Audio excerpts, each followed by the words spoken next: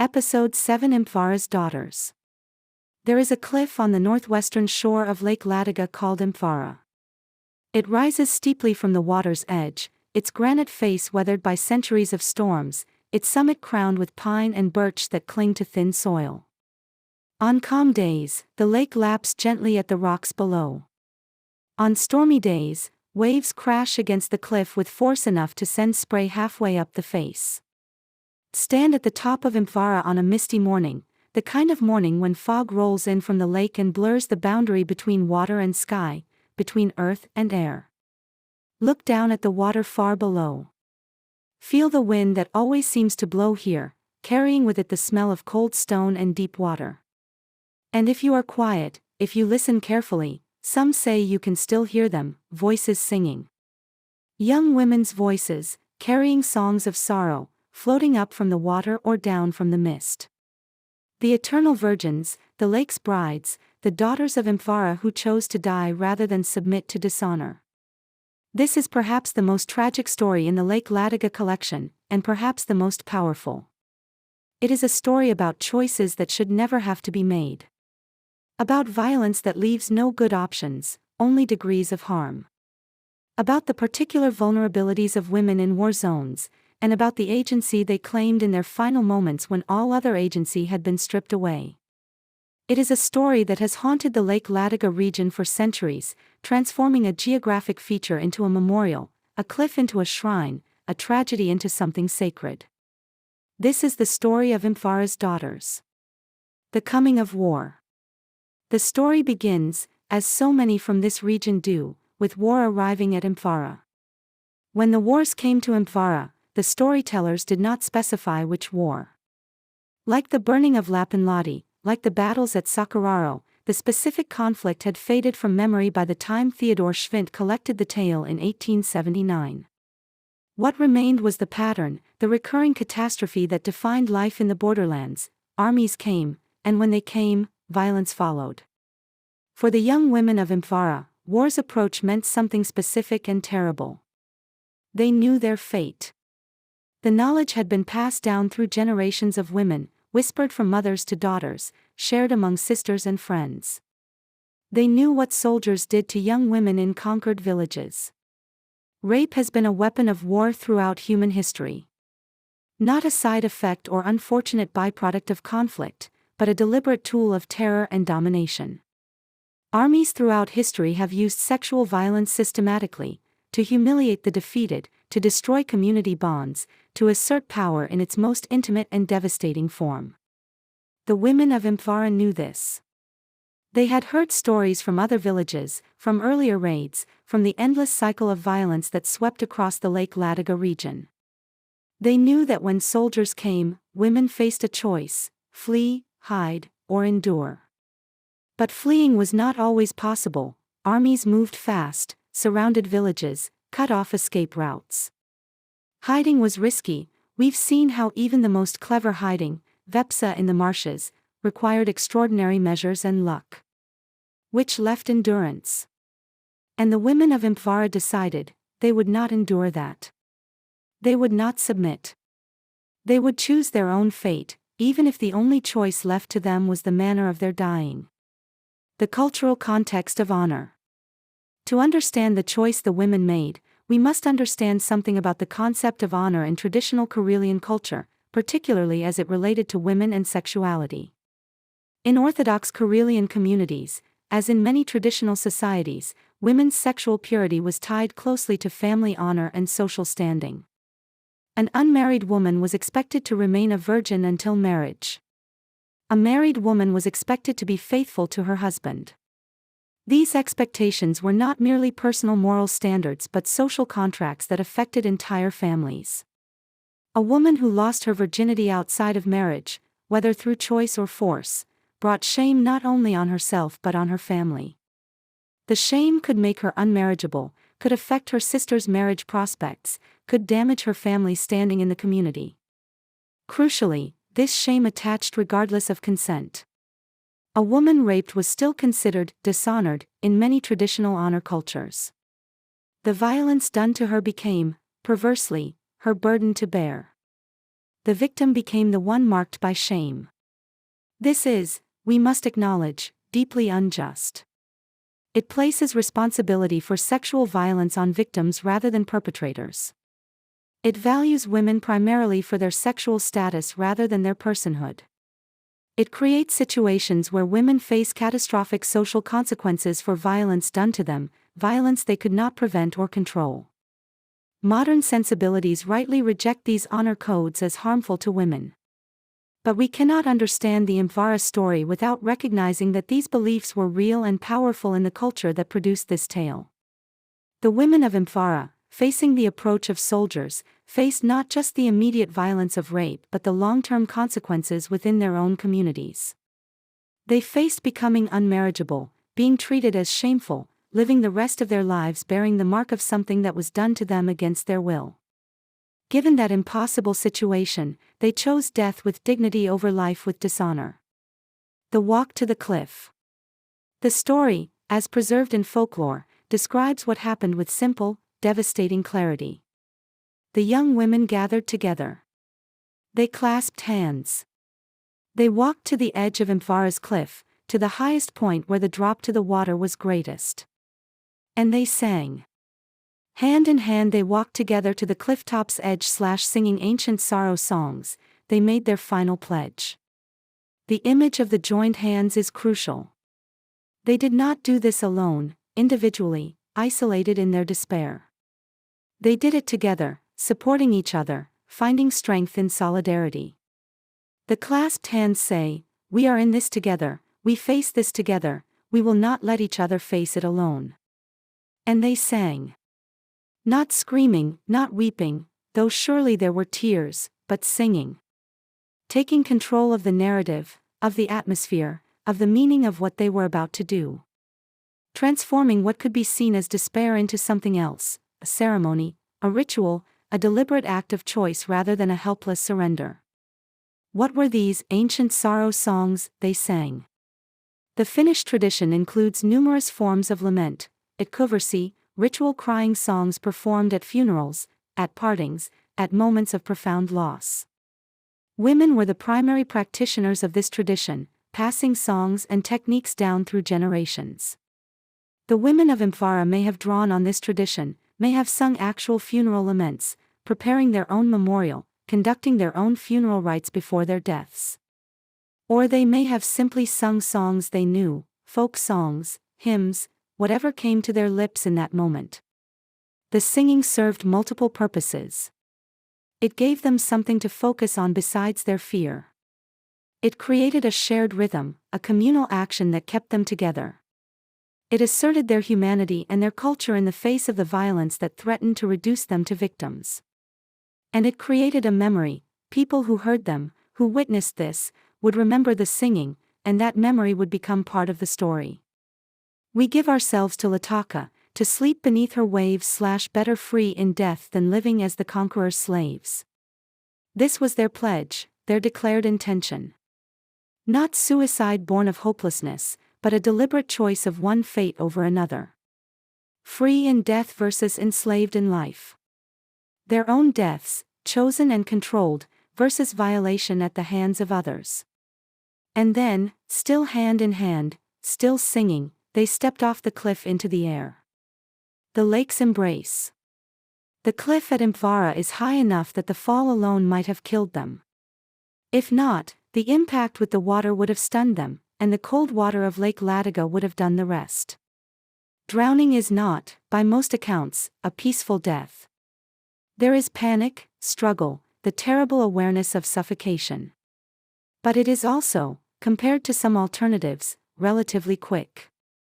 And it was their choice, which mattered to them more than the ease or difficulty of the dying. The lake received them gently in her cold embrace, the song says, personifying Ladoga as a feminine presence, a mother or sister receiving the women, accepting their sacrifice, holding them. This personification is important. It transforms the lake from a simple physical feature into a sacred presence, a witness that becomes a participant, an agent that does not simply allow death but accepts it, honors it, holds the women in a kind of eternal care. The lake becomes their grave, yes, but also their guardian, their eternal home. They did not simply die, they gave themselves to Ladoga, and Ladoga took them in. This transformation of geography into sacred presence is characteristic of how traumatic events become embedded in landscapes through folklore. The place where something terrible happened becomes more than just a location, it becomes charged with meaning, becomes itself a kind of memorial, becomes sacred space that demands respect and remembrance.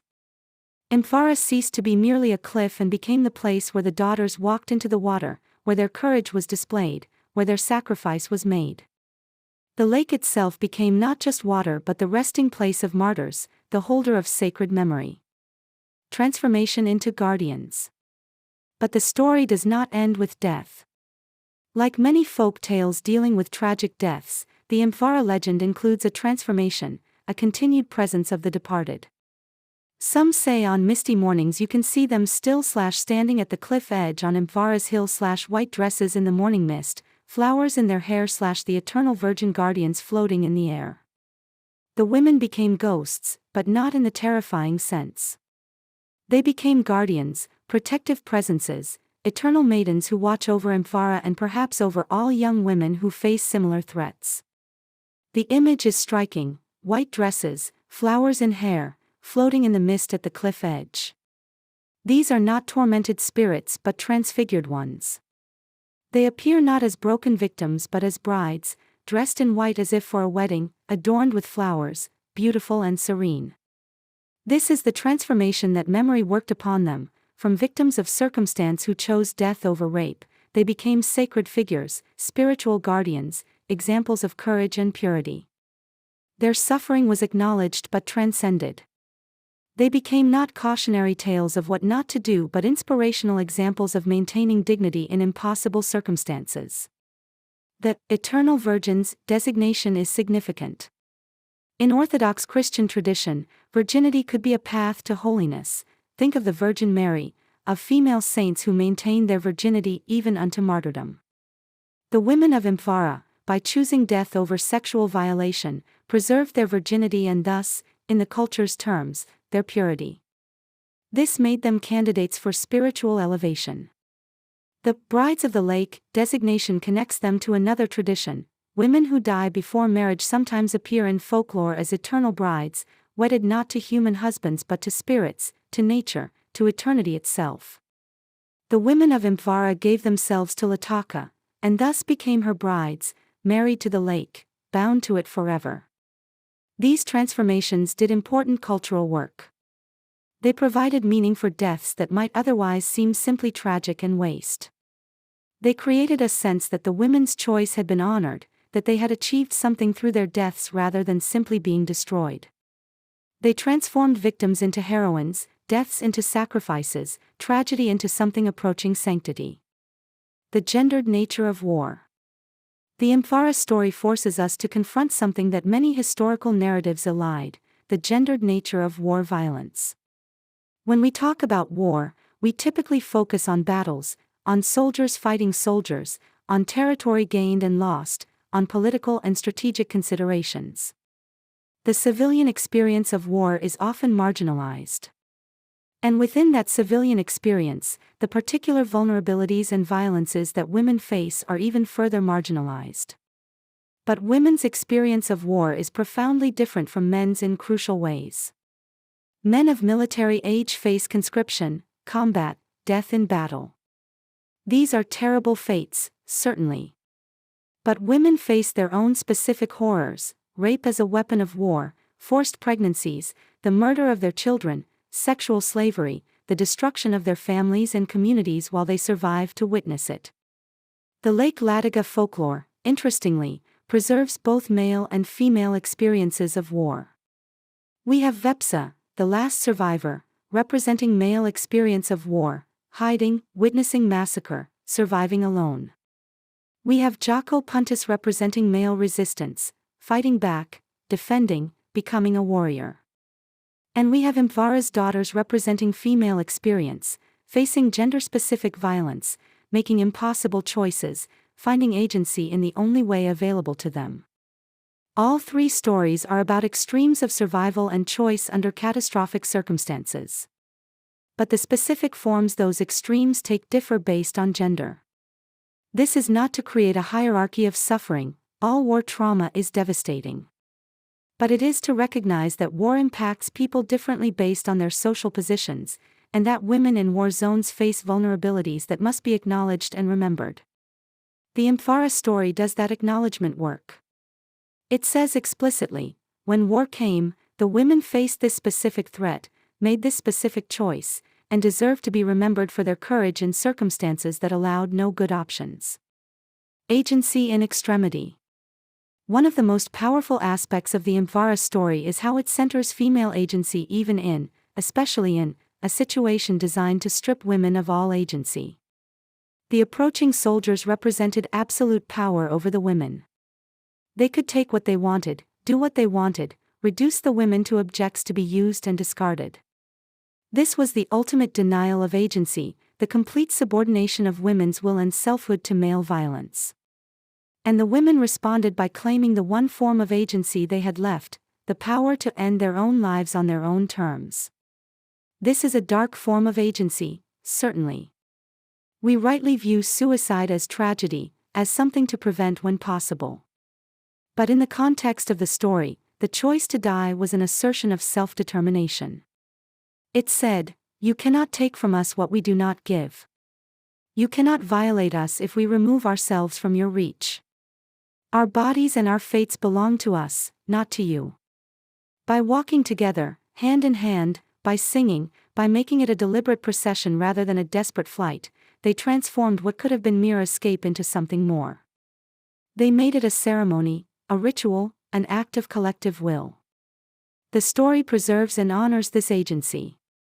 It does not present them as passive victims who were driven to suicide by despair. It presents them as active agents making a choice, a terrible choice forced upon them by terrible circumstances, but a choice nonetheless, and one they made with courage and dignity. This preservation of agency in the storytelling matters.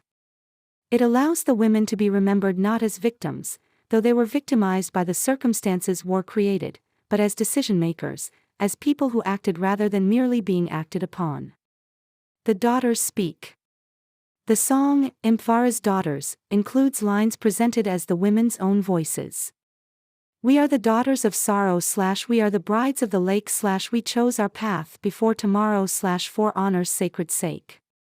These lines give voice to the women themselves, allowing them to speak directly about their choice and its meaning. Daughters of sorrow, they acknowledge the tragedy, the grief, the pain of their circumstances. This is not presented as a happy ending or a triumphant choice. It is sorrowful, and that sorrow is honored. Brides of the lake, they claim their new identity, their transformation from earthly women facing earthly violence into something else, something transcendent. They marry themselves to Ladoga, to nature, to eternity, rather than being taken by men who saw them only as objects. "We chose our path before tomorrow," emphasis on choice, on agency, on the fact that this was their decision. And, "before tomorrow," suggests they acted preemptively, taking control of their fate before it could be determined for them by others. For honor's sacred sake, this is the most culturally specific line, reflecting the honor codes that made their choice comprehensible within their culture. Modern readers might have complex feelings about honor culture and its impact on women. But we must recognize that within their cultural framework, they believed honor was worth preserving, even at the cost of life itself.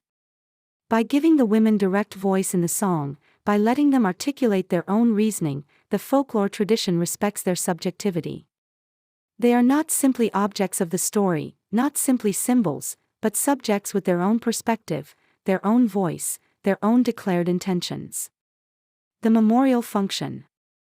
The Impvaara story serves as a memorial, a way of remembering women whose names we do not know, whose individual identities are lost, but whose collective fate and choice are preserved. We don't know how many women walked into the lake that day. The story says simply, the young women of Impvaara, plural, collective, unnamed. We don't know their ages, their families, their personalities, their dreams and fears beyond this final choice. But we know they existed. We know they faced an impossible situation. We know they chose death over dishonor. And we know their community honored that choice enough to remember it, to tell the story, to transform the cliff where they died into sacred space. This is what memorialization does. It takes deaths that might simply vanish into the chaos of war and gives them meaning, gives them permanence, ensures they are not forgotten. The transformation of the women into guardian spirits is part of this memorial function. It's not enough to remember that they died. The folklore transforms their deaths into something ongoing, something that continues to have presence and power. They don't just rest in the lake, they watch from the cliffs, they appear in the mist, they guard and witness. This ongoing presence keeps the memory alive in a visceral way. You cannot stand at Impvaara knowing this story without feeling it, without looking for the ghostly figures in the mist, without being moved by the weight of what happened there. The landscape becomes the memorial. As long as the cliff stands, as long as the lake remains, as long as mist rises on cold mornings, the daughters of Impvaara are remembered. Parallels and echoes. The Impvaara story is not unique in world folklore. Across cultures, there are tales of women choosing death over dishonor, particularly in the context of war and conquest. The story of Lucretia in Roman legend, raped and then taking her own life, her suicide catalyzing the overthrow of the Roman monarchy. The mass suicide of women at Masada during the Jewish revolt against Rome. The Jauhar tradition in Rajput culture, where women collectively committed suicide to avoid capture when their fortresses fell. These stories share common elements: war or siege, the approach of enemy forces, women facing sexual violence, collective decision-making, and death chosen as preferable to dishonor. They also share the pattern of transformation, the dead women becoming symbols, martyrs, examples of courage and honor. What does it mean that this story pattern appears across so many cultures? It suggests, sadly, that the scenario is universal. Women in war zones have faced this particular threat repeatedly throughout history, across continents, across cultures. And in response, they have sometimes made this terrible choice. The stories serve as witness to a specific form of war violence that official histories often omit. Military chronicles record battles, sieges, territorial changes. They rarely record the rapes, the suicides, the particular ways war terror targeted women. Folklore remembers what official history forgets. The Impvaara story, like the Masada story, like the Lucretia legend, is oral history preserving truths about women's experience of war that would otherwise be erased. Complex modern reactions. Contemporary audiences often have complex reactions to stories like Impvaara's Daughters, and those complexities are worth acknowledging. On one hand, we can recognize and honor the courage these women displayed, the dignity with which they faced an impossible situation, the agency they claimed in circumstances designed to strip them of all agency. On the other hand, we might feel troubled by honor codes that create situations where women feel death is preferable to rape, where victims of sexual violence face social consequences that make their lives unbearable, where women's value is tied so closely to sexual purity that violation is seen as a fate worse than death. These reactions are not contradictory. We can simultaneously honor the women's courage within their cultural context while also critiquing the cultural frameworks that created such impossible choices. We can recognize that in their time, their place, their circumstances, their choice made sense and deserved respect, while also working to create a world where women never face such choices, where rape victims are supported rather than shamed, where honor codes don't place the burden of men's violence on women's shoulders. The story is powerful precisely because it forces us to confront these difficult questions. It doesn't allow us to look away from the realities of war violence against women. It doesn't let us forget that women have faced and continue to face gender-specific threats in conflict zones. It doesn't permit us the comfort of thinking that such choices are ancient history with no contemporary relevance. Women in war zones today, in Syria, in Ukraine, in South Sudan, in Myanmar, face the same threats the women of Impvaara faced. Some make similar choices. Others survive and must live with the aftermath. The patterns persist because the underlying causes persist: war, male violence, honor codes that blame victims, and the gendered vulnerabilities that warfare creates and exploits. Standing at the cliff. Return with me now to Impvaara. Stand at the cliff edge where the daughters stood. Look down at the water far below, gray-blue and cold, stretching to the horizon. Feel the wind that always blows here. Watch the mist rise on a cold morning, curling around the rocks, obscuring the boundary between cliff and air. And imagine, if you can bear it, being one of those young women. Imagine hearing that soldiers are coming, knowing what that means, gathering with your sisters and friends and making the choice. Imagine the walk to the cliff, the clasped hands, the songs you sang to give yourself courage. Imagine the moment of stepping off into air, into the final exercise of agency available to you, into death that was yours rather than violation that would be theirs. It's almost unbearable to imagine. Which is perhaps why the story transforms them into something more than tragic victims. We need them to become guardians, eternal maidens, sacred presences. We need their deaths to mean something beyond simple loss. Whether you believe in ghosts or not, whether you think spirits truly linger at sites of trauma, there is something haunting about Impvaara. Not haunting in the sense of terror, but in the sense of profound emotional weight, of memory made tangible, of the past refusing to be forgotten. The daughters are there, in the story if not in spectral form. They are there in the name of the place, in the way people speak of it with particular reverence, in the transmission of their tale across centuries. They are the daughters of sorrow and the brides of the lake. They chose their path before tomorrow for honor's sacred sake. And they remain, in memory and mist, eternal guardians of the cost of war and the courage of women facing its particular horrors. What we owe them. What do we, the inheritors of this story, owe to the daughters of Impvaara? First, remembrance. They chose death in part so their story would be told, so what they faced and how they responded would not be forgotten. By continuing to tell their story, we honor that choice. Second, witness. We owe them our willingness to look directly at what they faced, without flinching, without softening it into something more comfortable. War involves sexual violence against women. This is a truth we must not look away from. Third, commitment.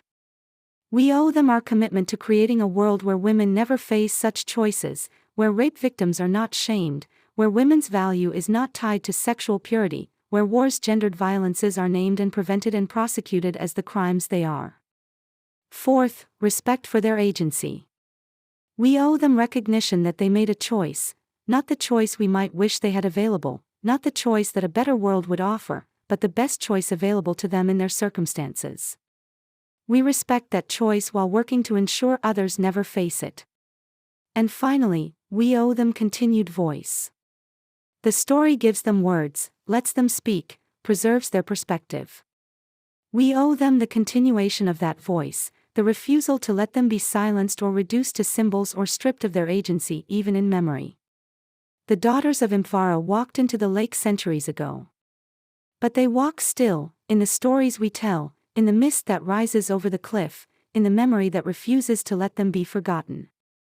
They are guardians now, watching over the cliff, watching over the telling of their story, watching to ensure that what they faced and how they responded continues to be witnessed and remembered. Listen to the wind at Impvaara. Listen to the waves against the cliff. Listen for the singing. They are there. In memory, in story, in the landscape itself. The daughters of sorrow. The brides of the lake. The eternal virgin guardians. They remain.